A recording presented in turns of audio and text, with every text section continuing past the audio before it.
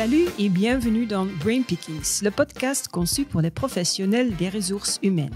Je suis Leslie, la fondatrice de Zigzag HR, et avec Zigzag HR, nous vous incitons à repenser votre approche et votre métier. Ne manquez pas de vous abonner à notre chaîne YouTube ou sur votre plateforme de podcast préférée.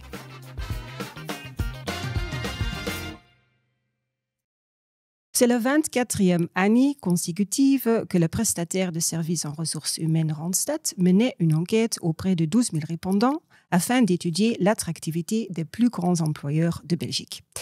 GSK se révèle l'employeur le plus attractif pour la 2e année d'affilée. Du côté des administrations locales, étudiées en tant que catégorie distincte, cette année, c'est la ville de Namur qui décroche le titre d'employeur le plus attractif. Dans une série de podcasts en 4 parties, je m'entretiens avec les gagnants et j'analyse les principaux résultats de l'étude Randstad sur la marque employeur. Et pour ce faire, je suis l'invité de Randstad à son siège à Bruxelles. Pour cet épisode-ci, j'ai rendez-vous avec Sébastien Consentino, Senior Manager Public Sector chez Randstad, et avec Olivier Lefebvre, Director Talent Advisory chez Randstad. Soyez le bienvenu. Bonjour. Bonjour. Comment ça va? Super. Et vous? Super aussi. Hein? Merci beaucoup. Laissons commencer. L'employer branding, c'est un mot à la mode dont beaucoup ignorent la signification. De quoi s'agit-il exactement, Olivier? Parce que, selon vous, employer branding n'est peut-être pas le bon terme. Hein? Il est préférable de parler de promesse de l'employeur. Pouvez-vous expliquer cela un peu? Oui, avec plaisir. Absolument. Je pense que employer branding, c'est un peu trop marketing. Employer branding, ça va beaucoup plus loin. C'est pour ça on parle de promesse d'employeur, parce qu'on va vraiment dans le fond, dans le DNA d'une organisation. C'est qu'on veut savoir qu'est-ce qu'on fait de jour à jour, qui suis-je, quelle est la culture, ça va beaucoup plus loin. Le danger, si on parle d'employer branding, on va un peu dans le recruitment marketing. Le marketing de recrutement, on va se positionner un peu trop seulement vers l'extérieur et pas l'extérieur et l'intérieur. Ça veut dire qu'une promesse d'employeur s'adresse à tout le monde, à tous les talents, à l'intérieur de l'organisation et à l'extérieur de l'organisation. Okay. Et je pense que ça, c'est très important. Donc, et ça commence à l'intérieur? Absolument, ça commence à l'intérieur. Si on veut si on veut savoir si on est reconnu comme employeur et c'est vécu correctement comme employeur, quels sont les talents les mieux placés pour le dire et pour le vivre? Ce sont les personnes qui travaillent déjà là-bas. Et c'est aussi important que c'est vécu et que c'est bien perçu par ces gens-là.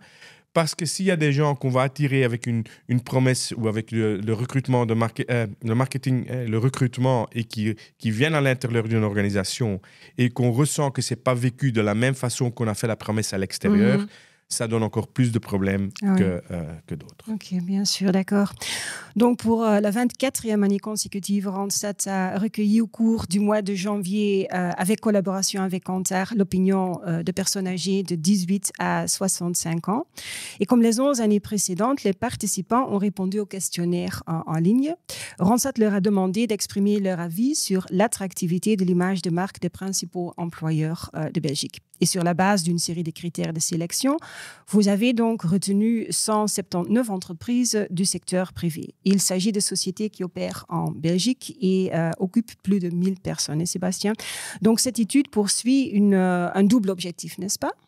Alors effectivement, donc, l'étude annuelle, la Randstad Employer Branding Research, poursuit effectivement un double but. Mais je voudrais dans un premier temps bien préciser que cette étude est née en Belgique en l'an 2000, mais aujourd'hui se déploie à travers 32 pays à travers le monde, ce qui permet effectivement de pouvoir prendre le pouls de toute une série d'entreprises à travers le monde et qui peuvent se baser sur notre étude pour pouvoir identifier comment ils sont perçus, comment ils sont vus à travers les différents marchés.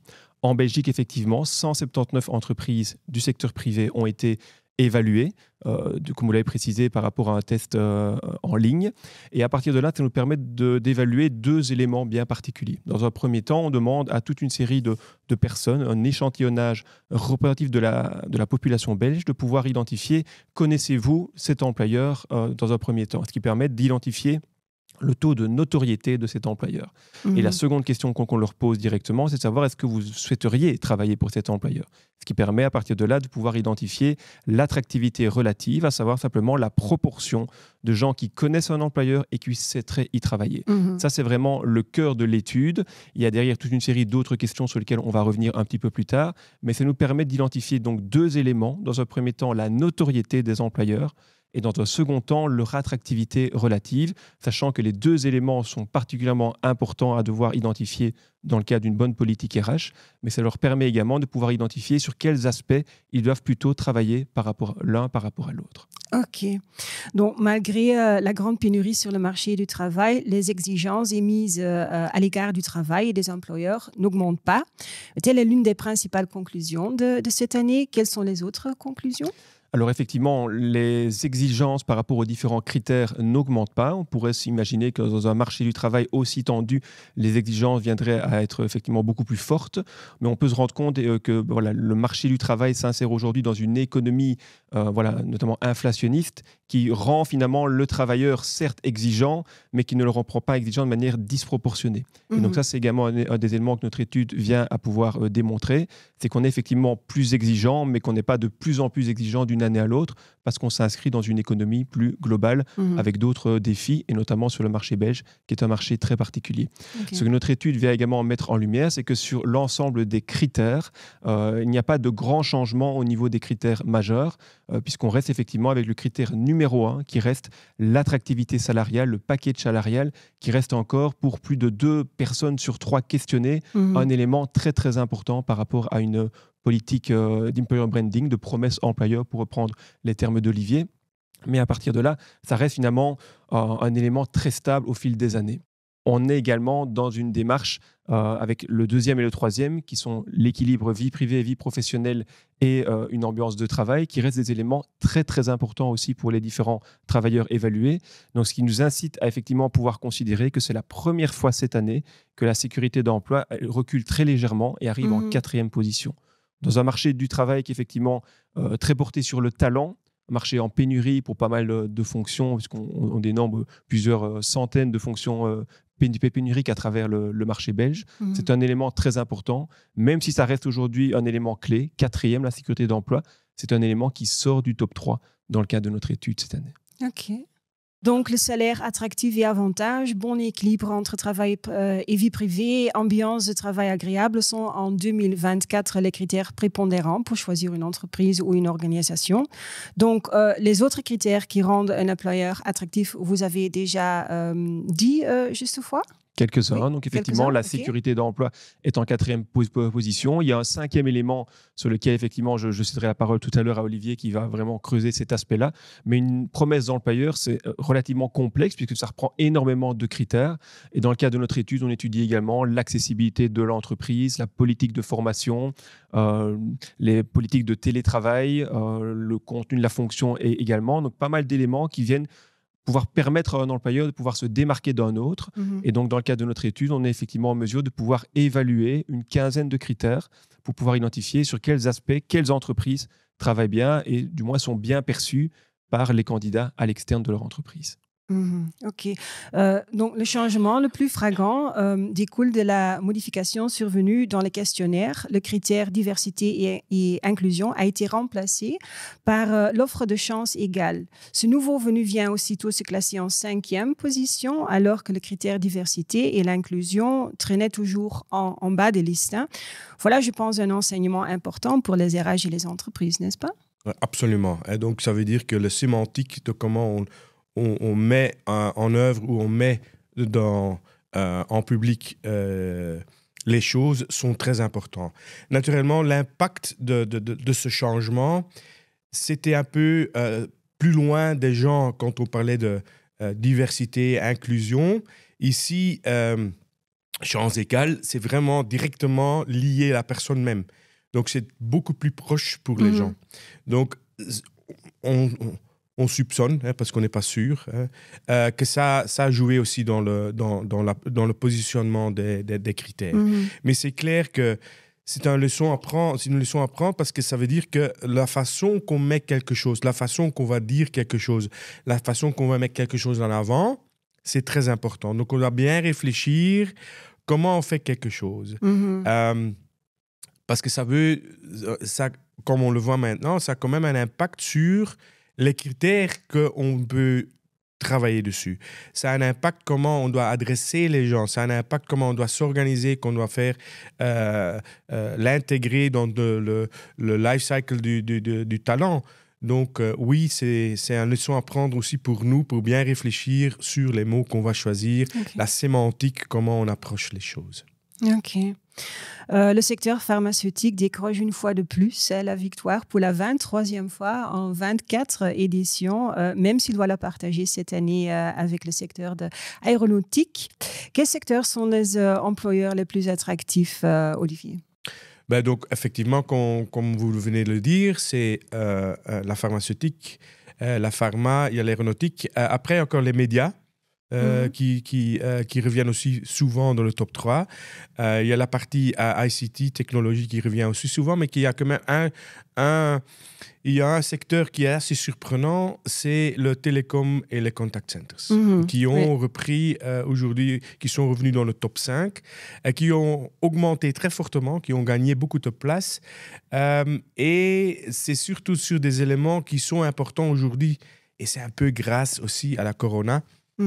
Et le Covid, parce qu'à un certain moment, on voit que le télétravail a augmenté très fortement, mais on voit aussi dans le top 5 des critères que c'est la balance vie privée, vie professionnelle, et le fait qu'il y a beaucoup dans les contact centers et aussi ils ont beaucoup de possibilités de travailler à la maison, qu'effectivement, il y a une vie privée, balance vie privée et vie professionnelle qui est très forte et très bien organisée chez eux, que ça donne un avantage pour eux et que ça donne une augmentation dans tout ce qui est le positionnement du secteur même. Okay.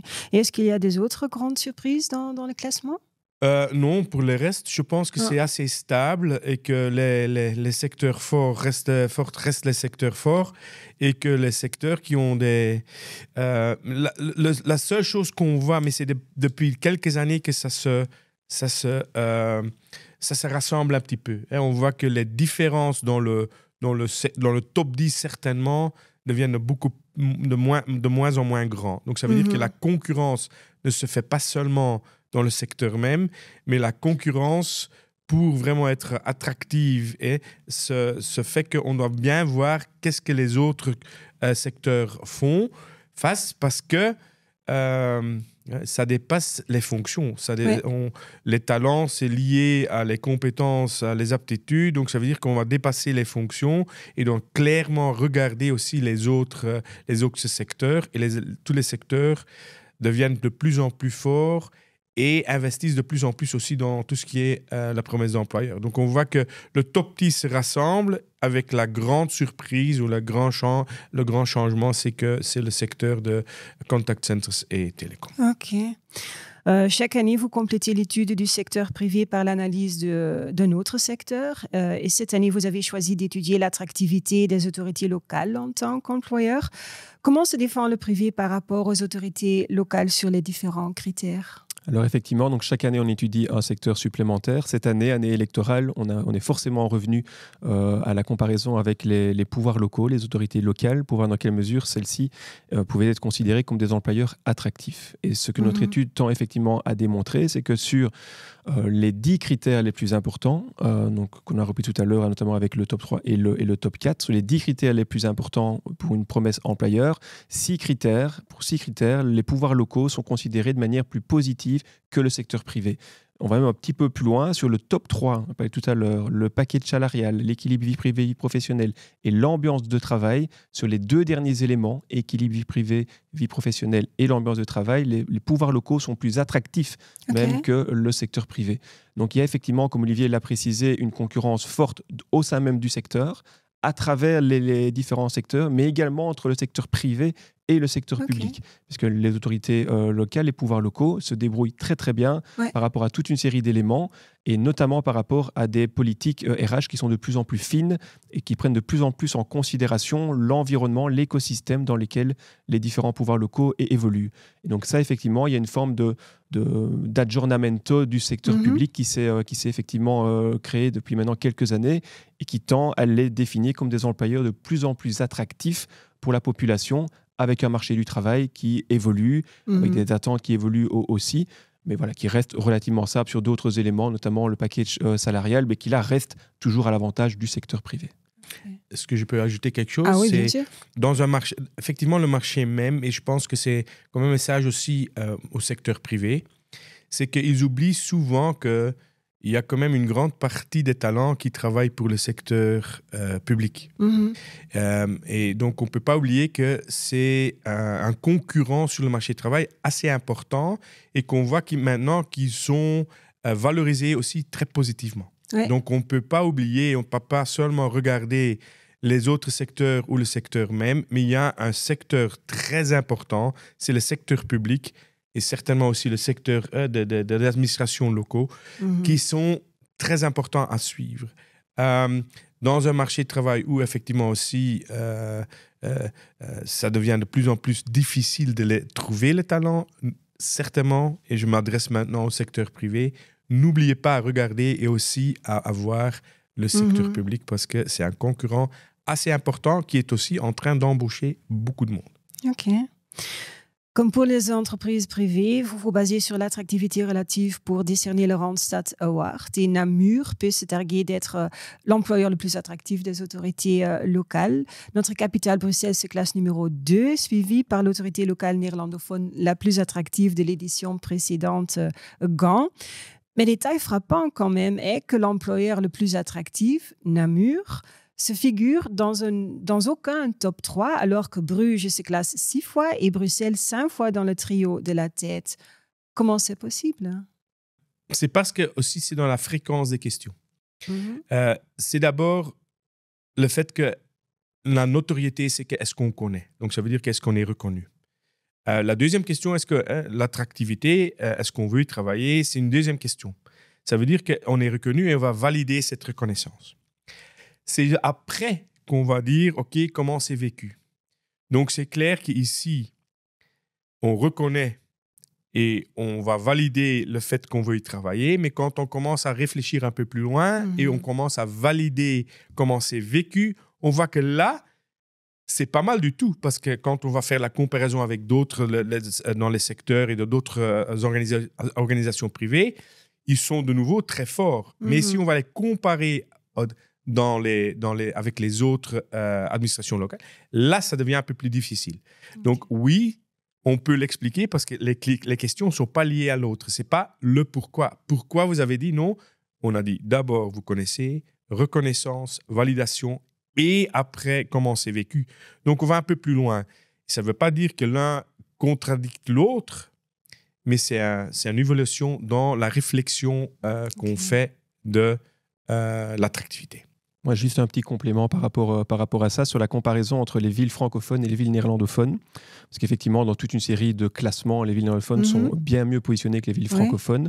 Une des raisons principales, c'est au niveau vraiment des politiques et de la latitude qui est laissée au niveau des pouvoirs locaux néerlandophones, flamands, de pouvoir effectivement se montrer plus attractifs, plus créatifs par rapport à leur politique de recrutement. Là où en Wallonie, même au niveau de Bruxelles en partie, ils sont encore aujourd'hui davantage dans un format plutôt orienté sur un carcan. Et donc à partir de là, il y a effectivement aujourd'hui une réforme de la fonction publique locale en Wallonie qui vient d'être votée ici tout dernièrement et qui pourrait donner peut-être un peu plus de latitude, un peu plus de souplesse au modèle de recrutement des différents pouvoirs locaux francophones, alors qu'en Flandre, effectivement, ils sont déjà beaucoup plus loin par rapport à ça. Donc les employeurs sont beaucoup plus créatifs, beaucoup plus connus du marché du travail en Flandre que ne le sont les employeurs pouvoirs locaux francophones. Et en plus, il y a la réalité du marché du travail même. On parle de la réalité belge, mais on doit être honnête, il y a une différence entre la partie néerlandophone et la partie francophone. Et ça aussi a un impact. Ça veut dire que La réalité, il y a encore plus de... quand on entend Yann Denis qui dit full employment, la réalité, c'est qu'en Flandre, on y est presque. En la partie francophone, on n'y est pas encore. Donc, ça veut dire que la pression, la façon d'être critique et regarder les choses, la pression n'est pas encore là. Donc, ça peut aussi avoir une influence sur la raison pourquoi il y a une différence entre comment c'est perçu et comment c'est vécu. Ok, clair. Avant de finir ce podcast, Sébastien, quelle est votre grande conclusion? Alors, je pense que l'intérêt d'une étude comme celle-ci, c'est de pouvoir donner un regard sur, effectivement, des évolutions des politiques d'employer branding, de promesses employeurs.